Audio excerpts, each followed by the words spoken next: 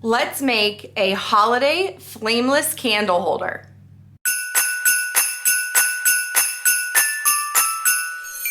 Hi, my name is Kelsey. I also call myself Dinosaur Mama, and I am here to bring you free Cricut projects like this flameless candle holder.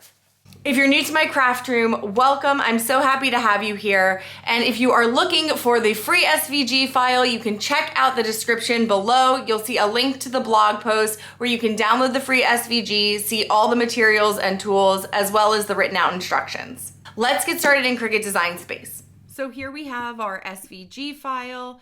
You'll see there are two big pieces. There is the top piece, which is going to be your outer piece, and then the bottom is going to be your main piece here. When you are sizing this, I suggest sizing it before you start changing anything else. And so you can do it manually. And the way you can check your sizing at the end, the way that the end project will be, is by the width of this hexagon down here. So if you take a look at the hexagon, and I kind of like line it up with these lines here, it goes from 6 to almost 8. So it's going to be about 2 inches wide. So depending on your flameless candle, that is how you are going to size your project. So this would be about 1.5 inches, and that seems like a good size to me. You can measure your flameless candle and then base your hexagon off of that. Once you have it sized, you're going to want to ungroup everything and go down to these lines over here and change those to score lines. If you don't have a scoring tool, you can just delete these and manually fold everything. You're going to then make sure you go back and attach it. You can send that to the back if you want to be able to see everything. And now my next suggestion is to just change any colors. So I made the berries different colors. That way you could see the layers. However, you can always just go to your color sync and drag them up. That way all of your berries are the same color. And then you can always change your greens or to like a pastel. I did one with white and pink. I also changed the berries to gold, so I always leave colors up to you. So once you are ready, you can hit make, and I cut everything out in a medium cardstock on the fast mode. However, that'll depend on your blade and your machine. So let's get over to our assembly. So we're going to start with folding on all of our score lines.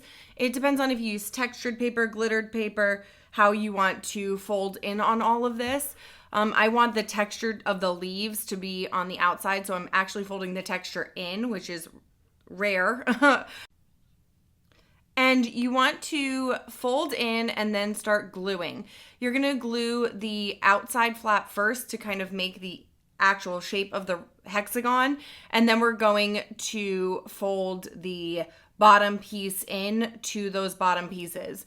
This is one of the rare occasions where I put the flaps on the outside, and the reason that I did that is because if you're looking in at the flameless candle, you'll see the flaps. So I wanted to have them kind of hidden at the bottom. So again, we're going to start with the gluing of the side piece, and then we are going to glue in our bottom piece. So next we're going to make our wraparound piece, and I didn't wrap mine around the actual hexagon, but you can. However, I made mine separate, and then I actually just fitted the hexagon into the circle. It is a tight squeeze. That's what you want. It basically isn't going to move once it's in there, which is great. It becomes just like one big piece.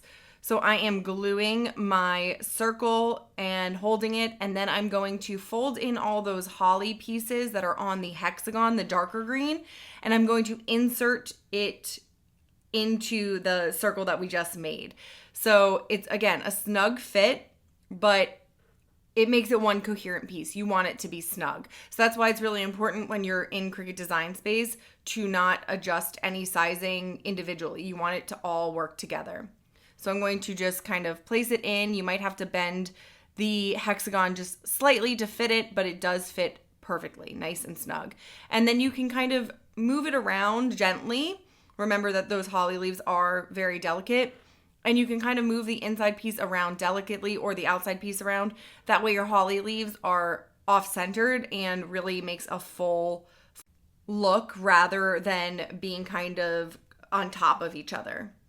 So your last thing that you're going to do is just start gluing on your holly berries. And I'm going to speed through this because I don't think you need to see me place on like 50 holly berries. So I'm going to go through this pretty quickly. I tried to use my tweezers. It didn't work as easily as I would like it to, so I switched over to my quick stick. If you don't have one of these, I do have it linked in the blog post. They're super, super helpful.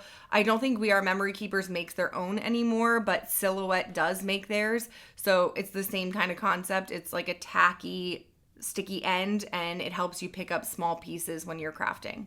And here is your final flameless candle holder. Make sure you use a flameless candle, and I can't wait to see what you make. Thank you so much for joining me as we made this flameless candle holder. I hope you enjoyed this project. If you did enjoy the project, don't forget to give this a thumbs up. It helps me so much. Don't forget to subscribe for new Cricut projects every single week. And if you have a crafty friend who you think might like to make this as well, don't forget to share it. Stay crafty.